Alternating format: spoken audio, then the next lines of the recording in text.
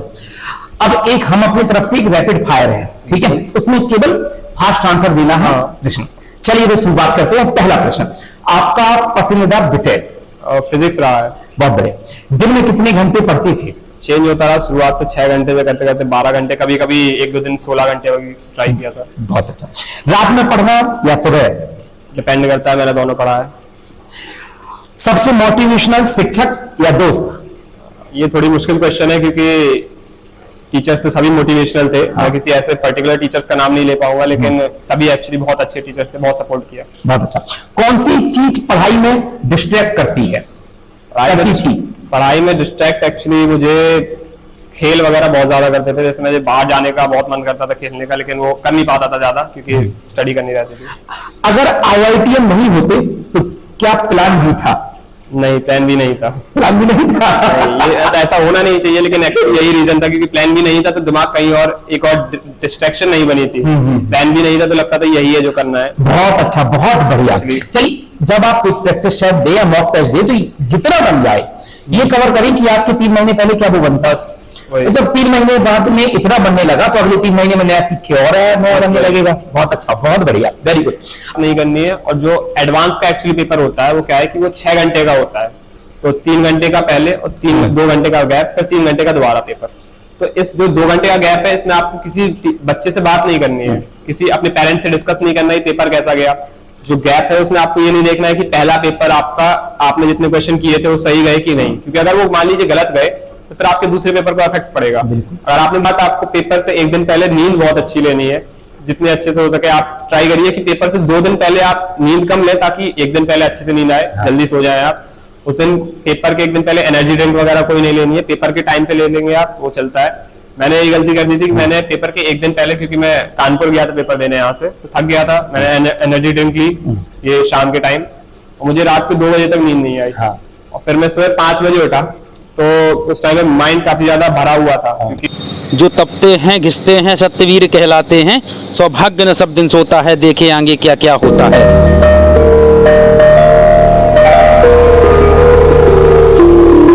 नमस्कार, beyond boundaries, सीमाओं से परे प्रोग्राम में आपका स्वागत है।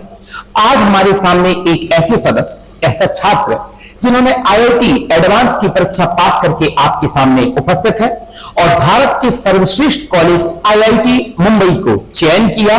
मिलते हैं अयान खान से। मिस्टर अयान, हमारी सम्मानीय जनता आपको देख रही है, 2 शब्द। तो मैं अयान खान हूँ और मैं हमीरपुर जिले के नगर राज से हूँ। मेरे पापा का नाम फिरोज खान है और वो एक सरकारी टीचर है। जी, बहुत अच्छा। अयान, जिस चीज की आपने तैयारी की है, अधिकांश लोगों का सपना रहता है बच्चों का कि उसको कवर किया जाए, ठीक है, और बहुत लोगों के माता पिता का भी सपना रहता है कि मेरा बच्चा IITian हो, कैसे किया जाए।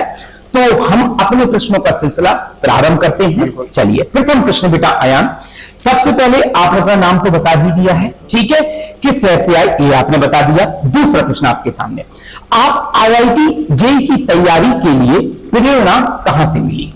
तो IIT JEE की तैयारी के लिए प्रेरणा मुझे क्लास 10th में मिली थी।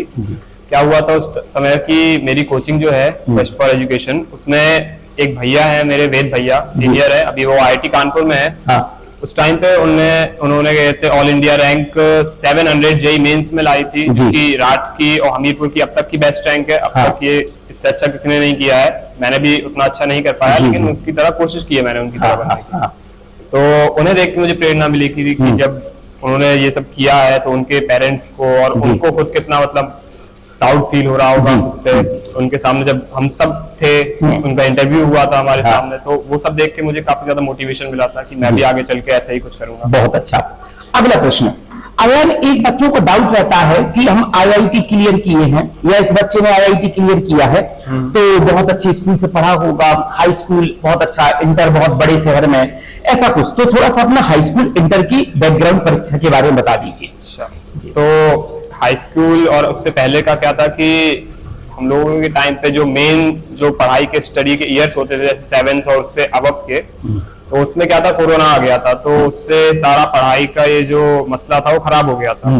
तो मैं 9th तक एकदम एवरेज स्टूडेंट था, लेकिन 9th के बाद मैंने फिर 10th में कोचिंग ज्वाइन की। मैंने ट्राई किया कि इस साल 10th अपनी, क्योंकि बोर्ड्स होते हैं, बोर्ड्स काफी इंपॉर्टेंट माने जाते हैं जब पहली बार हम लोग दे रहे होते हैं। बोर्ड्स का नाम बता दीजिए। सीबीएसई बोर्ड से हूँ मैं क्लास 12th और 11th इंटर और हाई स्कूल दोनों ही गए थे, सीबीएसई बोर्ड से किया है। हाँ। तो जब मैं पहले गए थे 10th में पहुंचा तो मैंने मन बना लिया था कि बिल्कुल ही मुझे 10th में इस बार ही अच्छा करना है, 9th की तरह मुझे नीचे डाउन या एवरेज नहीं रहना है, मुझे कुछ अच्छा करना है। ओके। तो मैंने ट्राई किया 10th में मैंने ट्राई किया और 10th में मेरे 93% नंबर बने हैं कुछ, तो वो उस टाइम पे थोड़ी मुझे कम भी लग रहे थे, लेकिन मैंने फिर उसको 9th से कंपेयर किया, 9th में मेरे काफी कम थे, तो मुझे काफी अच्छा लगा कि मैंने कहा कुछ तो मेहनत मैंने की है, जिसका रिजल्ट मुझे मिला है जी। उसके बाद 12th की या इंटर की जो आप कहें परीक्षा, उसमें क्या था कि मैंने एक्चुअली उतना ज्यादा फोकस नहीं किया था, क्योंकि मैं जेई की तैयारी कर रहा था और बोर्ड के लिए मैंने उतना फोकस नहीं किया था, क्योंकि बोर्ड का जेई का सिलेबस सेम रहता है लगभग, लेकिन उसका तरीका अलग रहता है। बहुत अच्छा। तो मैंने ज्यादा फोकस नहीं किया और उसकी वजह से मैंने उस पर ज्यादा प्रेशर भी नहीं दिया। प्रेशर की वजह से वो और एक अच्छी चीज हो गई, क्योंकि मैंने प्रेशर नहीं दिया तो उसमें मेरे 12th में 96.6% नंबर आए। अच्छा। और मैंने डिस्ट्रिक्ट में 2nd रैंक हासिल की जी। तो वो चाहता नहीं था लेकिन हो गया, तो बहुत अच्छी बात रही। इसी संबंधित एक प्रश्न और है कि आपकी शुरुआती पढ़ाई आईआईटी के हिसाब से किस प्रकार रही है, बिल्कुल शुरुआत से? जैसे मान लीजिए आपको प्रेरणा मिली तो आपके मन में आया होगा कहां से पढ़ें, तो ये सवाल बड़ा अच्छे से बताइए, क्योंकि काफी बच्चों का रहता है कि कहां से स्टार्ट करें। तो देखिए क्या था कि जैसा मैंने बताया कि मुझे 10th में मुझे प्रेरणा मिली थी अपने भैया से, बिल्कुल। तो उसके बाद क्या था, क्योंकि मैं कोचिंग में एनरोल था ही, मैंने ये सब बात अपने टीचर्स को बताई कि मुझे भी ऐसा आगे चल के करना है, लेकिन ये तैयारी मेनली ज्यादातर लोग 11th से स्टार्ट करते हैं, 11th और 12th में, लेकिन क्योंकि मेरा मन 10th से ही था, तो मैंने ये सब बात अपने टीचर्स से कही और टीचर्स ने भी फुल सपोर्ट किया और उन लोगों ने फाउंडेशन क्लासेस स्टार्ट करवाई थी। अच्छा। क्लास 10th में गए थे उन्होंने फाउंडेशन क्लास, कोचिंग जो मेन कोचिंग है 10th की, उसके अलावा जिसमें गए थे वो NTSC जो पहले उस टाइम पे एग्जाम कंडक्ट किया जाता था, अब नहीं होता है जी। तो उस एग्जाम की और 11th के कुछ टॉपिक्स की जो कहते हैं आगे जेई में और बाकी चीजों में काम आएंगे, तो उसमें उन्होंने फाउंडेशन क्लासेस स्टार्ट कर दी थी, जो कि मतलब मेरी स्टार्टिंग एकदम वहीं से हुई थी। जी जी जी। और अगर मैं एक लाइन में कहूं कि जो बच्चा शुरुआत से पढ़ाई करना चाहता है तो क्या चीज सबसे पहले कवर करे, मतलब क्या स्टार्ट करे, कैसे? सबसे पहले अगर चाहते हैं तो मैं कहूंगा केमिस्ट्री, फिजिक्स और मैथ में तीनों में गए थे, कुछ बेसिक टॉपिक्स होते हैं जो थ्रू आउट द आपके 2 साल की जर्नी में काम आते हैं। किसी भी चैप्टर में, फिजिक्स में जैसे बेसिक मैथ करके एक टॉपिक होता है, ये हमेशा आपके काम आएगा। केमिस्ट्री में कुछ मेजरमेंट, मोल कॉन्सेप्ट और ये कंसंट्रेशन टर्म्स वगैरह होते हैं, ये सब आपके हमेशा काम आएंगे।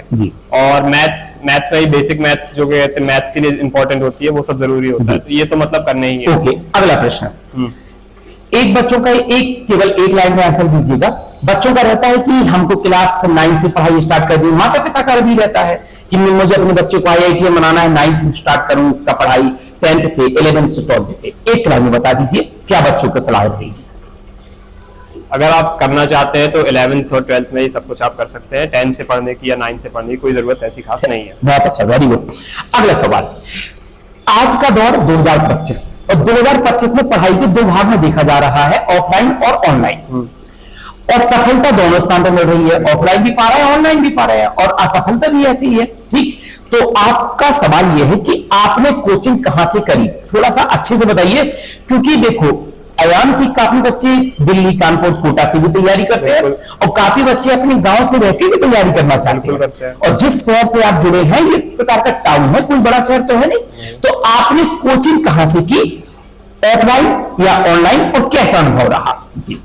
अच्छा, तो मैंने कोचिंग ऑफलाइन ही की है। मैंने अपने ही रात टाउन में रह के, रात में एक लोकल कोचिंग है क्वेस्ट फॉर एजुकेशन, जो कि कई सालों से, ऑलमोस्ट अब तो 1 डेकेड होने वाला है उनको जेई की तैयारी करवाते हुए।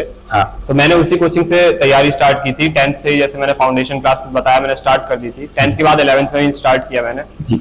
और मेरे कई फ्रेंड्स थे जो बाहर भी गए थे, जैसे कोटा हो गया, कुछ लोग दिल्ली भी गए थे, कुछ लोग बाहर और भी मद्रास साइड भी कई लोग गए थे तैयारी करने। तो मुझे ऐसा कभी फील नहीं हुआ कि जैसे जो बाहर पढ़ रहा है वो मुझे ऐसा नहीं फील मिल रहा, जबकि कई बार ऐसा हुआ कि मैंने उनसे सुना था कि जो लोग बाहर जाते हैं, क्योंकि वो बड़ी कोचिंग से पढ़ते हैं, तो वहां पे क्या होता है एक चीज कि उनको वो सपोर्ट डायरेक्टली टीचर्स से नहीं मिल पाता, जो टीचर्स उन्हें पढ़ा रहे होते हैं, क्योंकि वो टीचर्स बिल्कुल एकदम टॉप पे रहते हैं। वो एक पर्टिकुलर बच्चे को, जो कि एक एवरेज है, मान लीजिए आप एवरेज बच्चे हैं, हर बच्चा टॉपर नहीं होता, हर बच्चा 6th से तैयारी नहीं कर रहा होता, तो उन पे उतना फोकस नहीं बना सकते हैं। डायरेक्टली आप उन टीचर से डाउट नहीं पूछ सकते हैं, ये सब चीजें। और ये जब आप बाहर जाते हैं तो आपकी क्लासेस बहुत बड़े स्तर पे क्लासेस ली जाती हैं, मान लीजिए 300 कई बार 200 बच्चों की क्लासेस ली जाती है। ये सब होता है ऑफलाइन बाहर की कोचिंग में, और वहां पे आप कई बार डाउट पूछने में झिझकते हैं, है ना, क्योंकि बहुत सारे बच्चे होते हैं, हमें लगता है टॉपर्स भी बैठे हैं, हम लोग भी बैठे हैं, हम टॉपर तो है नहीं, डर लगता है कि पूछने में। तो ये सब दिक्कतें आपको ऑफलाइन आपकी लोकल कोचिंग में उतनी नहीं होंगी, क्योंकि जो टीचर्स हैं वो डायरेक्ट आपके कहते हैं फिजिकल कांटेक्ट में भी है, आप जब चाहे जाके उन्हीं से डाउट पूछ सकते हैं, जिन्होंने आपको कॉन्सेप्ट पढ़ाया है उन्हीं से डाउट पूछ सकते हैं। बहुत बड़ी बात होती है, ये बात हमें ऐसे समझ नहीं आती, लेकिन जब एक्चुअली आप पढ़ाई करते हैं तो बहुत बड़ी बात होती है। अच्छा अयान, जैसे मान लीजिए ये कैसे पहचाना जाए कि हम जिस कोचिंग में ऑफलाइन, बड़ी कोचिंग तो भाई जैसे कोटा आपने कहा हमारे मित्र गए हुए थे, मान लीजिए जैसे वीडियो देख रहे हैं आपके रात शहर से भी ये सब कुछ फुल एजुकेशन है, और अदर शहर में भी कुछ कोचिंग होगी, तो बच्चा ये कैसे डिसाइड करे कि ये कोचिंग बेस्ट है, हाँ कि ये हमें सिलेक्शन दे सकती है? ये थोड़ा सा बच्चों को डाउट क्लियर रहे, पता चले कि गलत कोचिंग में पढ़ते रहे, बाद में दिक्कत हो गई भाई इस तरह। तो ये जो क्वेश्चन है काफी अच्छा क्वेश्चन है, काफी सारे बच्चे इससे मतलब दिक्कत होती है उनको, ऑनलाइन में भी ऑफलाइन में भी, ऑफलाइन लोकल कोचिंग्स में खास तौर पे। क्या है इसका सीधा सा एक सॉल्यूशन है कि आप स्टार्टिंग से ही पीवाईक्यूज लगाना स्टार्ट कर दीजिए, जेई के, मेंस के, एडवांस के, दोनों के। तो उससे आपको एक चीज क्लियर हो जाएगी कि अगर आपको जेई, मेंस से एडवांस के पीवाईक्यू वहां पे बन रहे हैं, जो कोचिंग से पढ़ाया है उसको पढ़ने के बाद, तो फिर आपको पेपर में भी क्वेश्चन बनेंगे, वो कोई दिक्कत की बात नहीं है। तो ये सबसे इजी और मतलब रिलायबल तरीका है। बिल्कुल, और इससे बच्चा भी अपने आप को चेक कर लेगा, साथ में कोचिंग भी चेक हो जाएगी, क्योंकि पीवाईक्यू के क्वेश्चन बनना ही अपने आप में सर्वोपरि है। बहुत अच्छा। अब अयान, एक सबसे इंपॉर्टेंट प्रश्न, आईआईटी हो, चाहे एमबीबीएस की नीट की तैयारी, चाहे कंपटीशन एग्जाम, पुलिस लेखपाल, कोई भी, बच्चों का रहता है दिनचर्या। कोई कहता है 12 घंटे पढ़ना चाहिए, कोई कहता है 6 घंटे पढ़ना चाहिए, कोई कहता है मैं अर्ली मॉर्निंग 4 बजे जाग जाता हूं, तो एक कहता है मैं वही रात के 2-3 बजे तक भी पढ़ता हूं, है ना। तो आपकी दिनचर्या कैसी थी तैयारी के समय? अच्छा, तो दिनचर्या का क्या है, मेरा क्या रहा कि 2 साल एक काफी लंबी जर्नी होती है, और 2 साल तक लगातार एक ही टाइप का डेली शेड्यूल बनाए रखना काफी बड़ी बात हो जाती है, और काफी मुश्किल बात भी हो जाती है, और कई बार वो जरूरी भी नहीं होता। उससे आपको जितना वो प्रॉफिट मिलेगा उससे ज्यादा आपको नुकसान होगा अगर आप एक ही चीज को लेके चलते रहे शेड्यूल को। तो मेरा शेड्यूल एक्चुअली क्या रहा कि काफी चेंज होता रहा थ्रू आउट द 11th के स्टार्टिंग में। अलग रहा, पढ़ाई कम होती थी उस टाइम, क्योंकि अब स्टार्टिंग की थी तो दिन में जैसे कोचिंग वगैरह हटा के मान लीजिए सिर्फ 6 घंटे पढ़ाई हो रही है, कई बार 5 घंटे पढ़ाई हो रही है, लेकिन उस टाइम पे वो बहुत ज्यादा लगता था। उससे समझ आता था कि थोड़ी हमेशा क्लॉक देख के पढ़ते थे, समय देख के पढ़ते थे कि इतने घंटे हो गए, बहुत ज्यादा पढ़ाई हो गई। लेकिन फिर धीरे धीरे जैसे समय आया, और उस टाइम पे क्या, क्योंकि 6 घंटे पढ़ना है तो कोचिंग से आए पढ़ लिया, कोचिंग से जाने से पहले थोड़ी देर पढ़ लिया, 3 घंटे बाद में पढ़ लिया, तो उस टाइम पे सब चल रहा होता सही। लेकिन फिर क्या हुआ कि जैसे 11th का मिड और उसके बाद वाला समय आया तो समझ आने लगा कि इतनी पढ़ाई से ज्यादा कुछ होगा नहीं, क्योंकि बच्चे आगे निकल रहे हैं, चीजें आगे निकल रही है, सब्जेक्ट आगे निकल रहे हैं, टीचर भी आगे निकल रहे हैं, तो उसके लिए समय बढ़ाना पड़ा। समय बढ़ाते समय एक दिक्कत आई कि क्योंकि अब मैं दिन भर पढ़ रहा था, लगभग 10 घंटे काफी ज्यादा हो जाते हैं कोचिंग हटा के, तो उस समय दिक्कत ये हो रही थी कि घर पे कई बार काफी ज्यादा शोर होता था, कई बार काम लग जाते थे क्योंकि घर पे रह रहा हूँ। तो उसके लिए मैंने क्या किया था कि रात में पढ़ना स्टार्ट कर दिया था। तो मैं क्या करता था कि रात को कोचिंग से आके, हम लोग कोचिंग 9 बजे तक रात को कई बार चलती थी, तो रात को 9 बजे आके डिनर वगैरह करके 10 बजे से बैठ के मैं सुबह 7 बजे तक पढ़ता था रात को। अच्छा। उसके बाद फिर सुबह 7 बजे सोता था, दोपहर में कभी जगता था, और फिर कोचिंग जाने से पहले थोड़ी बहुत रिवीजन वगैरह करके कोचिंग चला जाता था। तो ये शेड्यूल मेरा 11th से 12th की मिड तक रहा, और एंड में क्योंकि पेपर देने थे तो पेपर दिन में ही देना है, तो उसके लिए मैंने फिर से दिन में उठने का शेड्यूल सुबह 5 बजे का बना लिया था। अच्छा। तो फिर से 5 बजे उठ के शाम तक पढ़ता था। ठीक। तो वो चेंज होता रहा जी, मतलब अपने हिसाब से अपने पढ़ाई को आगे पीछे कर सकते, सही लगे। बहुत अच्छा। अगला सब्जेक्ट, आपको किस सब्जेक्ट में ज्यादा चुनौती का सामना करना पड़ा? फिजिक्स, केमिस्ट्री या मैथ, बताइए। तो और साथ में ये भी बता दीजिए कि किस प्रकार उसको कवर किया, और अदर बच्चों को जो जिस टॉपिक में प्रॉब्लम आती है तो उसको कैसे कवर करना चाहिए। ठीक है, तो देखिए चुनौती, पहली बात तो जेई काफी हार्ड है, तो चुनौती हर सब्जेक्ट में कहीं ना कहीं तो थी, लेकिन सबसे ज्यादा चुनौती अगर कहें तो मैथ नहीं होती है जी। और मैथ एक्चुअली टफ है, बहुत ज्यादा टफ है जेई की, एज अ मतलब इंटर के स्टूडेंट के लिए काफी ज्यादा टफ है। तो उसके लिए ज्यादा कुछ नहीं, मतलब ज्यादा कुछ तो है ही, आसान है लेकिन करना कहते मुश्किल है, सिंपल है लेकिन हार्ड है। तो उसके लिए क्या करना है, आपको सिर्फ प्रैक्टिस ही लगेगी।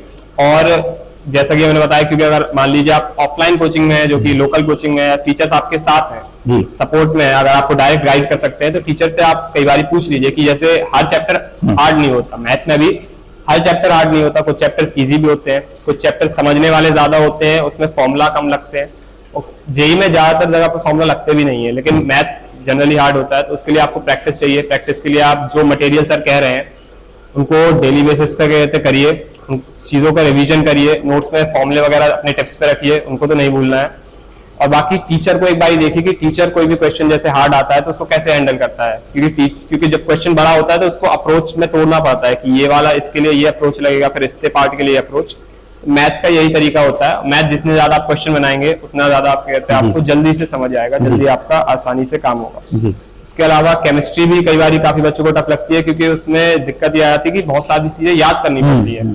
तो उनको लगता है कि ये याद करें, इतना सारी 2-3 टेबल याद करनी है, फिर ये चार्ट भी याद करने हैं। तो उसके लिए क्या है कि आप डायरेक्ट याद करने मत बैठिए, आप एक कोशिश करिए कि एक बड़े क्वेश्चन का सेट, जैसे मान लीजिए 100 क्वेश्चन का सेट उठा लिया, और फिर आप उसको डायरेक्ट लगाना स्टार्ट करिए। तो जो चीजें आपको याद नहीं है वो आप बार बार ही देखेंगे, क्योंकि आपको याद तो है नहीं नोट में, लेकिन जब वो चीजें 2 से 3 बार आप देख लेंगे तो फिर अपने आप दिमाग में आने लगेंगे। बहुत अच्छा। तो यही तरीका मैथ और केमिस्ट्री के लिए। पता है यार, मैं बच्चों को यहाँ पर याद दिला दूं, आपके पहले एक बच्चा आए थे चित्रकूट के टॉपर, अच्छा, उत्तर प्रदेश 7th रैंक और जिला टॉपर, इंटर टॉप किया था। उन्होंने भी सेम बात यही बोली थी, मतलब कॉमन बात निकल के आती है कि चीजों को अगर याद नहीं कर सकते तो केवल देखो, 4-5 टाइम देखो, अपने आप दिमाग आपका क्या कर लेगा, रीड कर लेगा। तो यही हम कंपटीशन वाले बच्चों को भी कह सकते हैं, जो बच्चे थोड़ा सा फैक्ट वाइज याद करना होता है, भूलता है बार बार, तो केवल उसको कवर करो, ठीक। आयाम अगला प्रश्न। हर कंपटीशन में एग्जाम के पहले ये प्रश्न बहुत महत्वपूर्ण होता है कि रिवीजन और मॉक टेस्ट, बिल्कुल, इसके बिना तो सिलेक्शन अधूरा है। नहीं। कैसे मैनेज करें? तो देखिए, जेई की अगर बात करें खास तौर पे, तो रिवीजन ऐसा है कि आपके जो आप एक्चुअली अब जो तैयारी कर रहे हैं कोचिंग में हो गया, या फिर आप कहते हैं ऑनलाइन या ऑफलाइन कैसे भी कर रहे हो, वो लोग आपको टेस्ट प्रोवाइड करते हैं। वो लोग या तो आपके 2 हफ्ते में या हर हफ्ते हो सकता है, जैसे जैसे आप एंड तक पहुंचते हैं तो टेस्ट की फ्रीक्वेंसी बढ़ जाती है। तो जब आपके टेस्ट हो तो आपको कुछ नहीं करना है कि जो टेस्ट आपके हो रहे हैं बस उन्हीं को, टेस्ट के बाद जो नंबर आपके नहीं आए हैं, जैसे 300 नंबर का टेस्ट है, आपके पूरे तो नहीं आएंगे, अगर आ रहे हैं तो फिर आपको पॉडकास्ट की जरूरत है नहीं। अगर आपके नंबर कम आ रहे हैं तो फिर आप बस ये देखिए कि नंबर गए कहाँ, या तो कुछ क्वेश्चंस गलत हुए हैं, या फिर कहते हैं आपको कुछ क्वेश्चन आते ही नहीं थे। सिर्फ उन टॉपिक्स को जाके रिवाइज कर लीजिए, क्योंकि बाकी टॉपिक्स आपको आते हैं। और कुछ चीजें जैसे फैक्ट वगैरह होगी, जैसे मैंने अभी बोला कि क्वेश्चन वगैरह करके याद करो, तो उनको डेली बेसिस पे उन्हीं क्वेश्चन को जो आपको हार्ड लगे या फिर जो रिपीटेटिव थे बहुत ज्यादा, उनको मार्क कर लो, और उनको संडे टू संडे या फिर किसी एक पर्टिकुलर डे आप डिसाइड कर लो अपने वीक का, उस पर बैठ के उनको रिवाइज कर लो। बहुत अच्छा, बहुत वेरी गुड। अगला प्रश्न कि बच्चा जब खासकर बोर्ड परीक्षा में होता है और IIT की तैयारी भी कर रहा है, दोनों को कैसे मैनेज किया? तो बोर्ड परीक्षा भी है और तैयारी भी करनी है। हाँ, तो ये थोड़ी कई बार हैक्टिक हो जाता है, जेन्युइन सी बात है कि आपको जेई भी देखना है, उसमें जेई में मेंस एडवांस दोनों देखना है जी, और फिर बोर्ड भी देखना है, तो तीनों काफी अलग चीज हो जाती है। तो उसके लिए आपको क्या करना है कि आप जो स्कूलिंग कर रहे हैं तो ट्राई करिए, अगर आप डमी भी लिए हैं स्कूल से तो एटलीस्ट स्कूल के टेस्ट और एग्जाम्स देने जरूर जाएं, हाफ ईयरली हो गए, और जितने भी आपके टेस्ट होते हैं रेगुलरली, क्लास टेस्ट के अलावा जितने भी एक्चुअल टेस्ट होते हैं वो सब देने जरूर जाएं, रिपोर्ट्स जरूर दें। इससे क्या होता है कि जब आप देते हैं ये सब चीजें तो आपको एक तरीका समझ आ जाता है कि अच्छा एक्चुअली पेपर में टीचर्स यहाँ नंबर काट रहे हैं, तो बोर्ड वाले टीचर्स भी यहीं पे नंबर काटेंगे। बस उन चीजों को पुराने टेस्ट देख के जब एक्चुअल बोर्ड आने लगे तो पुराने अपने टेस्ट को रिव्यू कर लीजिए, अपने प्री बोर्ड्स को देख लीजिए कि गलतियां कहाँ हुई है, और जेन्युइनली आप टीचर से बात करिए, जो भी आपके कोचिंग के या स्कूल के टीचर है खासतौर पर, उनसे एक बारी बात करिए कि सर मुझ में क्या कमी है, कि मतलब मेरे नंबर कहाँ जा सकते हैं, एज अ इंटर के एग्जाम में मेरे नंबर कहाँ जा सकते हैं। तो वो चीजें आपको बता देंगे, आप बस उन्हीं की सुन लीजिए, और बस इसी की तरह आपका बोर्ड एक्चुअली मैनेज हो जाएगा, उससे ज्यादा प्रेशर नहीं देना। बहुत अच्छा। आज का सबसे ज्यादा हाईलाइटेड प्रश्न कि वर्तमान में माता पिता को एक धारणा बन गई है कि सोशल मीडिया गलत है, सोशल मीडिया गलत है। सोशल मीडिया दोनों है, गलत भी अच्छा भी है। तो क्या आपने सोशल मीडिया से दूरी बनाई थी? तो सोशल मीडिया से जैसे देखा जाए तो मतलब कुछ सोशल मीडिया प्लेटफॉर्म से मैंने दूरी बनाई थी, कुछ से नहीं बनाई थी। जैसे कुछ चीजें हो गई, टेलीग्राम वगैरह हो गया, ये मैं चलाता था, व्हाट्सएप में चलाता था, यूट्यूब में चलाता था। इनके अलावा और कोई प्लेटफॉर्म में सोशल मीडिया प्लेटफॉर्म यूज नहीं करता था। व्हाट्सएप की खास बात यह है कि अब तो आजकल इस टाइम में 2025 में नहीं लगता कोई बच्चा बिना व्हाट्सएप के चल पाएगा। फिर वो क्योंकि आपको कोचिंग से हो गया या स्कूल से हो गया या अपने पेरेंट्स वगैरह से भी हो गया, तो उससे रिलेशन में रहने के लिए आपको व्हाट्सएप चाहिए।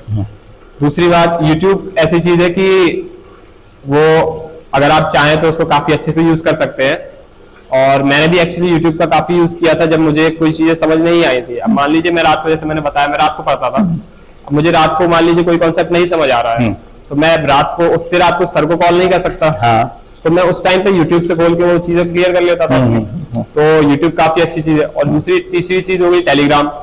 टेलीग्राम क्या है कि उस पर आपको काफी सारे क्वेश्चंस हो गए, बुक्स वगैरह हो गई, ये सब आपको कहते मिल सकती है अगर आप सही से ढूंढे तो। और ये आपकी काफी ज्यादा हेल्प कर सकती है। तो टेलीग्राम भी एक अच्छा ऐप है। सोशल मीडिया ओवरऑल काफी अच्छी चीज है अगर आप सही से यूज करें, और काफी बेकार चीज है बस अगर आप गलत यूज करें तो। अगला प्रश्न हमारी कुछ मोटिवेशन के आधार पर है, जो बच्चों को बहुत ज्यादा जरूरत भी होती है। पहला प्रश्न, क्या आपको कभी ऐसा लगा कि आप हार मानने वाले हैं, या आपने अपने आप को कैसे कवर किया? तो कभी आता है, हर बच्चे के मन में आता है, भाई मेरे से नहीं हो पाएगा। बहुत अच्छे से बता दीजिए इसको। तो ये चीज मेरे साथ हर टेस्ट के बाद होती थी जिसमें मेरे नंबर अच्छे नहीं आते थे। क्योंकि टेस्ट में जैसे आप टेस्ट देते हैं, दे के आते हैं, तो उस टाइम पे एक लगता है कि इतने नंबर मेरे आ जाने चाहिए इस टेस्ट में। इतना जैसे मैंने अटेम्प्ट किया है 100 नंबर का, तो मेरे 90 नंबर करीब आ जाने चाहिए। लेकिन मान लीजिए गलतियां ज्यादा हो गई, या फिर जो आप पढ़ के गए थे वो नहीं आया, तो कई बार जैसे मेरे मान लीजिए काफी कम नंबर आए सोचने के, अच्छा सोचने की जगह भी। तो उसके बाद लगता था कि खराब हो गया सब कुछ, अब चीजें सही नहीं जा रही है, मुझसे नंबर नहीं आ रहे हैं, आगे भी ऐसे ही चलेगा, कुछ नहीं होगा। तो उस टाइम पे बस क्या करना है कि एक बार पीछे मुड़ के देख लेना है कि अब तक क्या क्या कर लिया है। जब आप वो देखेंगे तो आपको पता चलेगा कि अभी तक इतना सब कुछ कर लिया है। तो जो ये चीज अगर मैं 1 साल पहले पेपर देता, मेरे बिल्कुल ही कम आते। लेकिन यहाँ पे अगर मैंने पेपर दिया तो मेरे पास सीखने को तो है कि अच्छा ये गलतियां हुई है मुझसे। पहले तो 1 साल पहले तो मुझे आता ही नहीं था। तो ये सब मैंने सीख लिया है, इसको वापस याद करिए कि मैंने मेहनत की है, और मेहनत को अब इतने से एक टेस्ट के लिए वेस्ट नहीं जाने देंगे, है ना। तो इसलिए मतलब यही सोच के थोड़ी अपने आप को मोटिवेट करना। नहीं, बहुत अच्छी बात बोली है कि जब आप कोई प्रैक्टिस सेट दे या मॉक टेस्ट दे, तो जितना बन जाए ये कवर करें कि आज के 3 महीने पहले क्या वो बनता है। तो जब 3 महीने बाद में इतना बनने लगा, तो अगले 3 महीने में नया सीख के और नया बनने लगेगा। बहुत अच्छा, बहुत बढ़िया, वेरी गुड। अगला प्रश्न, परीक्षा वाला दिन बहुत इंपोर्टेंट होता है। बच्चे प्रेशर में आ जाते हैं, काफी बच्चे तो बहुत अच्छी तैयारी किए रहते हैं, लेकिन प्रेशर में आ जाते हैं तो पूरा पेपर गड़बड़ हो जाता है। तो परीक्षा वाले दिन आपका अनुभव कैसा रहा? तो और बच्चे को क्या करना चाहिए? परीक्षा वाले को क्या करना चाहिए? ठीक है, तो पहली बात तो ये है कि परीक्षा से एक दिन पहले आपको ज्यादातर लोगों से बात करना छोड़ देना चाहिए। सिर्फ अपने जो खास पेरेंट्स है, खास मान लीजिए आपका सेंटर बाहर गया है, तो हो सकता है आपको परीक्षा से एक दिन पहले ही आपको सेंटर से पहले अगल बगल कोई होटल देखना पड़े या कोई रिलेटिव के घर रहना पड़े। तो आप कोशिश करिए कि बाहर निकल जाए घर से, और ऐसे लोगों से दूर जो मतलब आपसे ज्यादा बातें करते हैं, अच्छी बुरी जैसी ही बातें हैं, क्योंकि वो आपको पेपर में डिस्ट्रैक्ट ही करेंगी। पेपर के एटलीस्ट 1 हफ्ते पहले, पेपर के दिन एक्चुअली उसके 1 हफ्ते पहले से गाने वगैरह कुछ नहीं सुनने अगर आप सुनते हैं तो, क्योंकि वो दिमाग में बचते हैं। दूसरी बात, पेपर से पहले किसी से बात नहीं करनी है। और जो एडवांस का एक्चुअली पेपर होता है वो क्या है कि वो 6 घंटे का होता है। तो 3 घंटे का पहले और 2 घंटे का गैप, फिर 3 घंटे का दोबारा पेपर। तो इस जो 2 घंटे का गैप है, इसमें आपको किसी बच्चे से बात नहीं करनी है, किसी अपने पेरेंट्स से डिस्कस नहीं करना है पेपर कैसा गया। जो गैप है उसमें आपको ये नहीं देखना है कि पहला पेपर आपका, आपने जितने क्वेश्चन किए थे वो सही गए कि नहीं, क्योंकि अगर वो मान लीजिए गलत गए तो फिर आपके दूसरे पेपर को इफेक्ट पड़ेगा। अगर आपने किसी बच्चे से पूछ लिया कि पेपर आपने कैसा किया, मान लो उसने ज्यादा आपसे अटेम्प्ट किए, तो वो दिमाग में लगेगा कि हम गलत कर रहे हैं, हमने कम किए, हमारे कम आएंगे। दूसरे में ज्यादा ओवर अटेम्प्ट करेंगे, गलत करेंगे क्वेश्चन, नंबर कम आएंगे। ये एक्चुअली मेरे एक दोस्त के साथ हुआ भी है। वो काफी सही कर रहा था वो, लेकिन उसने यही गलती की, दूसरे बच्चे से पूछा, उसको लगा कि मतलब ज्यादा इसने मेहनत बहुत कम की है, फिर उसने ज्यादा अटेम्प्ट किया, वहां पे दिक्कत हो गई उसको। तीसरी बात, आपको पेपर से एक दिन पहले नींद बहुत अच्छी लेनी है। जितने अच्छे से हो सके आप ट्राई करिए कि पेपर से 2 दिन पहले आप नींद कम लें, ताकि एक दिन पहले अच्छे से नींद आए, जल्दी सो जाए आप। उस दिन पेपर के एक दिन पहले एनर्जी ड्रिंक वगैरह कोई नहीं लेनी है, पेपर के टाइम पे ले लेंगे आप, वो चलता है। मैंने ये गलती कर दी थी कि मैंने पेपर के एक दिन पहले, क्योंकि मैं कानपुर गया था पेपर देने यहाँ से, तो थक गया था, मैंने एनर्जी ड्रिंक ली ये शाम के टाइम, और मुझे रात को 2 बजे तक नींद नहीं आई। और फिर मैं सुबह 5 बजे उठा, तो उस टाइम में माइंड काफी ज्यादा भरा हुआ था, क्योंकि इतना सब कुछ प्रेशर था, पता था ये एडवांस का दिन है, 2 घंटे की नींद लेके जा रहा था। मैंने मैनेज करने के लिए उस टाइम पे नहा लिया सुबह सुबह एकदम ठंडे पानी से, तो उससे माइंड फ्रेश हो गया था। लेकिन आप ये गलती ना करें, जितने आसानी से नींद अच्छे से लेके जाएं। जी, बहुत अच्छा। अगला, आपने कौन सा आईआईटी ब्रांच को चुना और क्यों? तो मैंने एक्चुअली अभी आईआईटी बॉम्बे में मैकेनिकल ब्रांच को चुना है। मैकेनिकल ब्रांच इसलिए चुना है क्योंकि इसमें डायरेक्ट मैकेनिकल का एक्चुअली जो स्टडी प्रेशर होता है वो काफी कम होता है मैकेनिकल साइड से। तो मैं ट्राई करूंगा कि आईआईटी बॉम्बे में जाके और चीजें एक्सप्लोर करूं, अलग अलग ऑप्शन एक्सप्लोर करूं करियर के, और फिर जो मुझे सेटल हो जाऊंगा तो उस पर कर लूंगा। अगर मन करेगा तो मैकेनिकल के कोर में भी जाके मैं कुछ कर लूंगा। बहुत इसलिए मैंने आईआईटी बॉम्बे में मैकेनिकल ब्रांच चूज की। अंतिम सवाल, जो छात्र अब तैयारी कर रहे हैं उन्हें क्या सलाह देना चाहेंगे? बहुत ध्यान से इन बच्चों को सलाह दीजिएगा, क्योंकि आपकी सलाह उनके लिए बहुत बरीता रखेगी, है ना? तो बताइए। तो जो बच्चे अभी स्टार्ट कर रहे हैं, जो मेरे जूनियर्स हैं या फिर जो ड्रॉपर्स हैं, तो मैं यही कहूंगा कि देखिए, हार नहीं माननी है, खासतौर पर ड्रॉपर्स के लिए। ड्रॉपर्स मतलब उनके लिए 1 साल है, समय बर्बाद नहीं करना है और ट्राई करना है कि जेई एडवांस पे ज्यादा फोकस करें आप, क्योंकि अगर आप जेई एडवांस पे फोकस करेंगे ज्यादा तो मेंस एक्चुअली में इजी हो जाएगा। मेंस को आपको सिर्फ 1 महीने पहले आपको टाइम देना है, उससे पहले सिर्फ आपको एडवांस की पढ़ाई करनी है, जितने ज्यादा से ज्यादा हो सकते हैं एडवांस के क्वेश्चन सॉल्व करने हैं। दूसरी बात, एडवांस के या मेंस के भी जिस भी तैयारी कर रहे हैं तो थ्योरी को आप कम यूज करें और क्वेश्चंस पे ज्यादा फोकस करें, क्योंकि जेई में क्वेश्चन पूछे जाएंगे, थ्योरी नहीं। और ये सब्जेक्टिव नहीं, ऑब्जेक्टिव एग्जाम है, तो क्वेश्चन जितने ज्यादा से ज्यादा सॉल्व करेंगे उतना ज्यादा फायदा होगा। और जल्दी से जल्दी तैयारी शुरू करें। और सोशल मीडिया, जैसे मैंने बताया कि जो चीजें जरूरी है बस उन्हीं से जुड़े रहें, बाकी से कट जाएं। 1-2 साल का सफर है, सब सही हो जाएगा, आपको आपकी आईआईटी मिल जाएगी। बहुत अच्छा, बहुत बढ़िया। अब एक हम अपनी तरफ से एक रैपिड फायर है, ठीक है, उसमें केवल फास्ट आंसर देना है प्रश्न। चलिए तो शुरुआत करते हैं। पहला प्रश्न, आपका पसंदीदा विषय? फिजिक्स रहा है। बहुत बढ़िया। दिन में कितने घंटे पढ़ते थे? चेंज होता रहा, शुरुआत से 6 घंटे से करते करते 12 घंटे, कभी कभी 1-2 दिन 16 घंटे ट्राई किया था। बहुत अच्छा। रात में पढ़ना या सुबह? डिपेंड करता है, मैंने दोनों पढ़ा है। सबसे मोटिवेशनल शिक्षक या दोस्त? ये थोड़ी मुश्किल क्वेश्चन है, क्योंकि टीचर्स तो सभी मोटिवेशनल थे। मैं किसी ऐसे पर्टिकुलर टीचर्स का नाम नहीं ले पाऊंगा, लेकिन सभी एक्चुअली बहुत अच्छे टीचर्स थे, बहुत सपोर्ट किया। बहुत अच्छा। कौन सी चीज पढ़ाई में डिस्ट्रैक्ट करती है? पढ़ाई में डिस्ट्रैक्ट एक्चुअली मुझे खेल वगैरह बहुत ज्यादा करते थे। जैसे मुझे बाहर जाने का बहुत मन करता था खेलने का, लेकिन वो कर नहीं पाता था ज्यादा, क्योंकि स्टडी करनी रहती थी। अगर आईआईटीएन नहीं होते तो क्या प्लान भी था? नहीं, प्लान भी नहीं था। प्लान भी नहीं था? ये ऐसा होना नहीं चाहिए, लेकिन एक्चुअली यही रीजन था, क्योंकि प्लान भी नहीं था तो दिमाग कहीं और एक और डिस्ट्रैक्शन नहीं बनी थी। प्लान भी नहीं था तो लगता था यही है जो करना है। बहुत अच्छा, बहुत बढ़िया। चलिए तो एक सवाल हम अपनी तरफ से पूछ लेते हैं, कैसा लगा हमारे प्रोग्राम में आकर? बिल्कुल बहुत अच्छा लगा। एक्चुअली ये लगा नहीं था राजनगर में भी ऐसी चीजें हो सकती है। सब चीजें अब तक सिर्फ यूट्यूब पे बड़े बड़े शहरों में देखी थी, लेकिन एक्चुअली आपसे मिलकर भी बहुत अच्छा लगा। धन्यवाद। चलिए तो फिर नमस्ते, जय हिंद, और मिलते हैं अगली शख्सियत के साथ। सब लोगों को जय हिंद, जय भारत।